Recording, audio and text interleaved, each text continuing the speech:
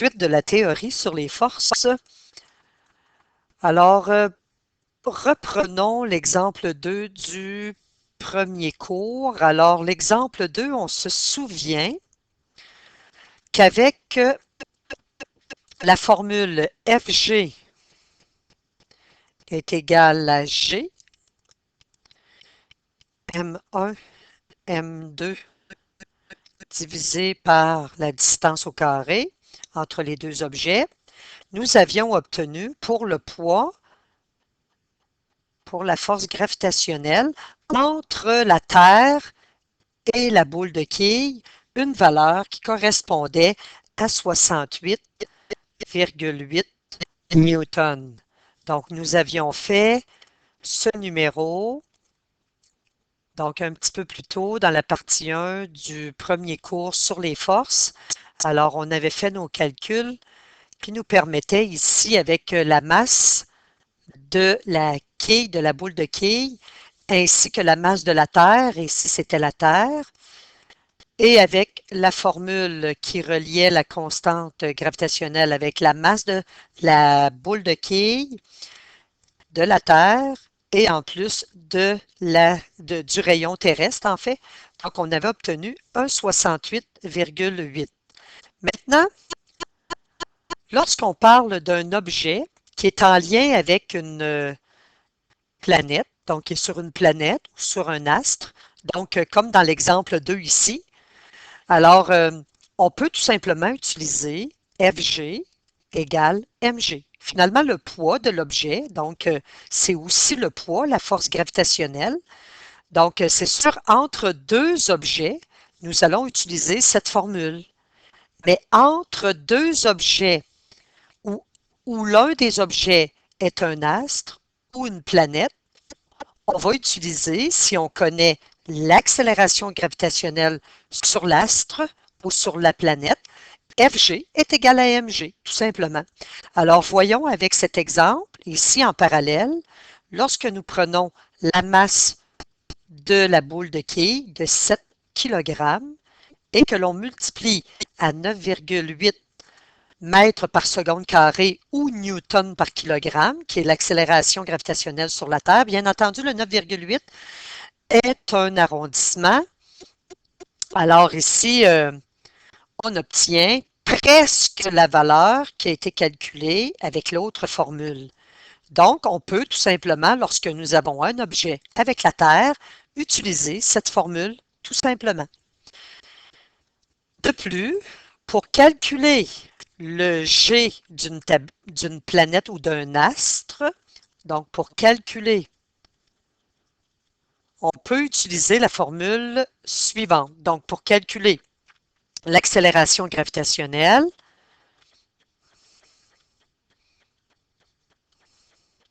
donc le G,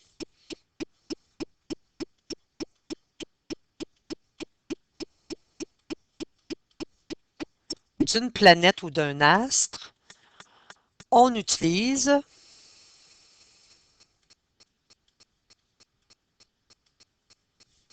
la formule qui relie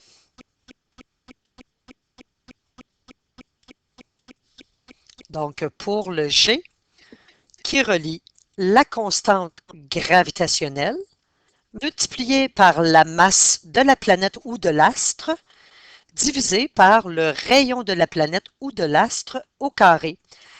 Donc, on a tout simplement le G, on sait que c'est la constante gravitationnelle, le grand M, masse de la planète, toujours en kilogrammes,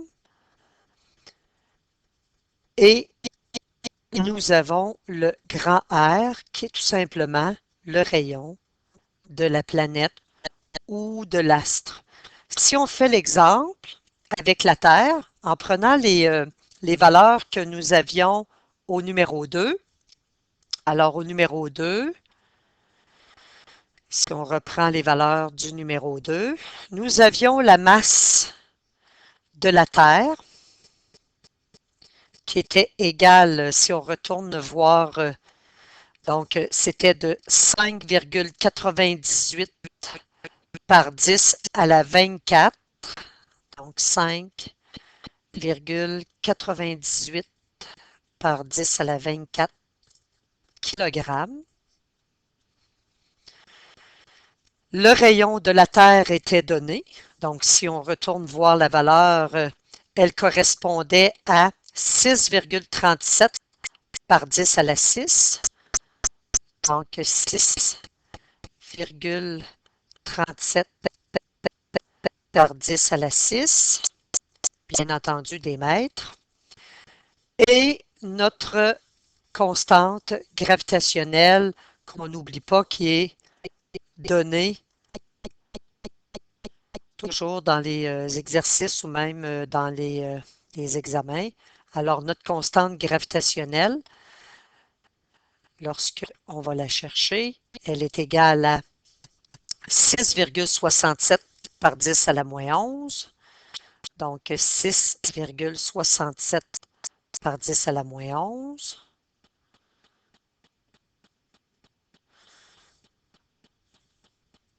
Donc, 6,67 par 10 à la moins 11.